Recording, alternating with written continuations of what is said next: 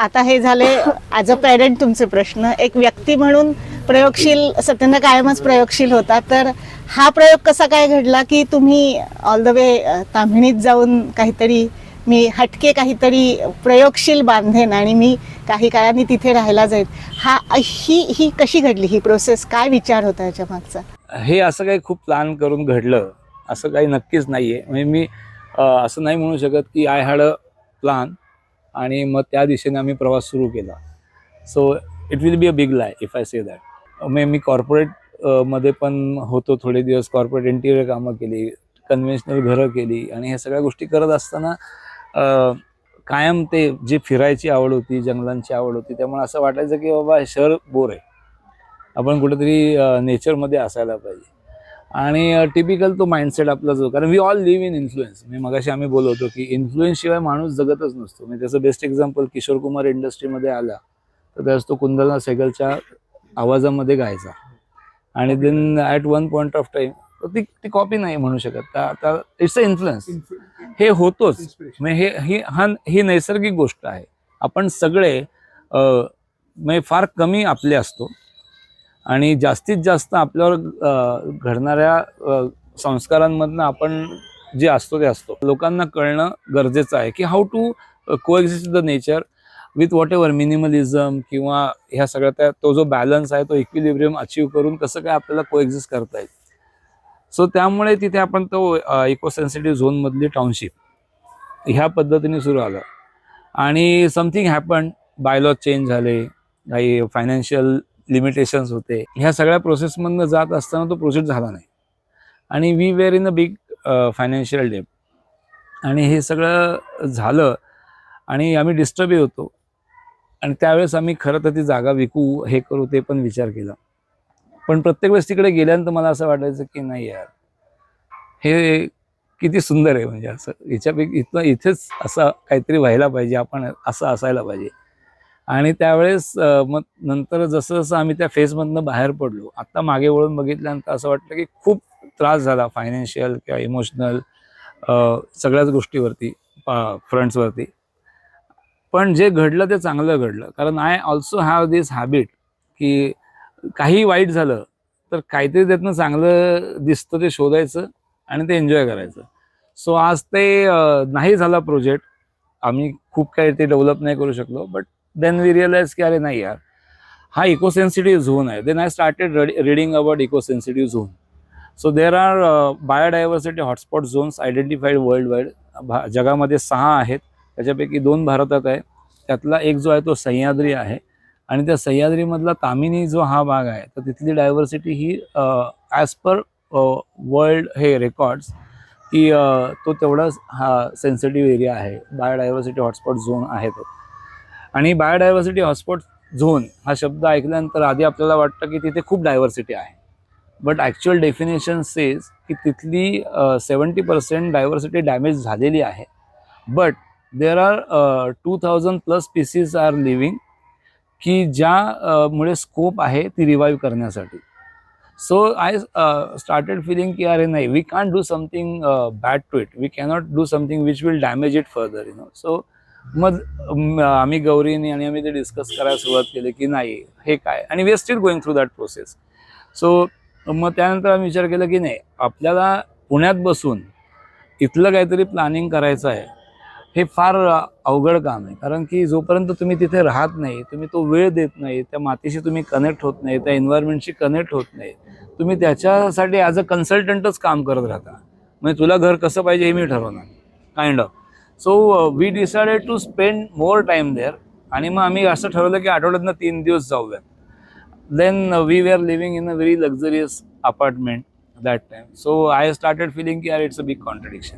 म्हणजे मी महिन्याला 3,500 रुपये इलेक्ट्रिसिटी बिल भरतोय आणि I am a huge consumer, आणि मी लोकांना सांगतो की मातीच्या घरात राहा. सो मला ते खूप कॉन्ट्रडिक्शन वाटलं. मग एका पॉईंट ऑफ टाईमला आम्ही म्हटलं की ते घर विकून टाकू आपण. So we decided to sell that apartment.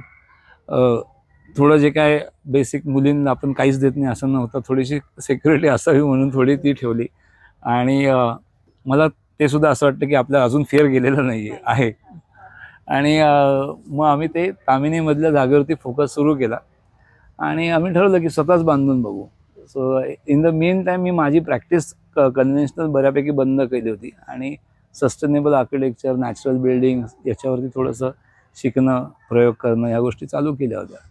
So ते दोन्ही गोष्टी एकमेकांना सपोर्टिव्ह होत्या. मग तिथे आम्ही ते मातीचं घर करताना जे क्लायंटला सहजासहजी आपण रिकमेंड करू शकत नाही, त्यांच्या त्या डेफिनेशन फिनिशच्या असतील, मेंटेनन्सच्या असतील, त्या सगळ्या आहेत, तर त्या तिथं म्हटलं आपण करून बघू. So we keep doing, it's kind of a lab for us. आज हे प्लास्टर करावं असं वाटलं, ते करून बघितलं. मग शाडू मातीचं गणपती मध्ये एक विषय डोक्यात आला की शाडू मातीचं खूप हे होतं, प्रदूषण होतं, कारण की राजस्थानवरनं येते, ते गणपती विसर्जन केले जातात. मग त्या मातीचं आपण काही हे करू शकतो. मग आम्ही शाडू मातीचे प्लास्टर्स केले. मग एक थॉट आला की sustainability is not nothing else but minimalism, and there cannot be anything which is 100% sustainable. कारण आपणच अशी स्पेसिस आहोत की शिजवलेलं अन्न खातो, कपडे घालतो. हां, सो 100% सस्टेनेबल आपल्याकडनं काही घडू शकत नाही. So the only definition we thought की it is about minimalism. Then we started thinking की can we do something with zero cost. मग न्यूजपेपरचा पल्प फायब्रस मटेरियल म्हणून वापरून ती शाडूची क्ले जी विसर्जन केल्यानंतर अशी वाया जाते, तर त्याच्यापासून प्लास्टर डेव्हलप कर. मग कुठेतरी ते लॅटराइट स्टोनची ती डस्ट कुठेतरी पडली असते. सो असे आम्ही ते प्रयोग करायचा प्रयत्न करतो. आणि सो दॅट्स ऑल. आमची मागची 2-2.5 वर्ष ती जर्नी चालू आहे. फार काय काळ झालेला नाही आहे. We have constructed one mud house, ज्याच्यामध्ये हिने पण चिखलात हात घातलेला आहे आणि आम्ही पण चिखल तोडून ते घर बनवतोय. It's steel in the process. ते अभ्यासक्रमात नव्हतं ना? नाही नव्हतं. पण मग तुम्ही तिथे राहतात की नाही?